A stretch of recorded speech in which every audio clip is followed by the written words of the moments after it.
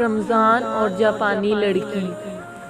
میوا نامی ایک جاپانی لڑکی تھی، آفس میں ساتھ کام کرتی تھی۔ رمضان شروع ہوئے تو کہنے لگی، جو تم رمضان کا پورا مہینہ صبح سے شام تک بھوکے پیاسے رہتے ہو، اس سے کیا ملتا ہے؟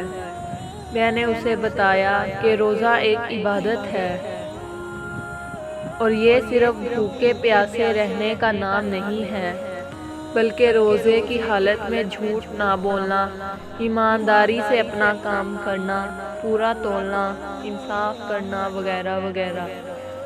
ان تمام برے کاموں سے بھی بچنا ہوتا ہے۔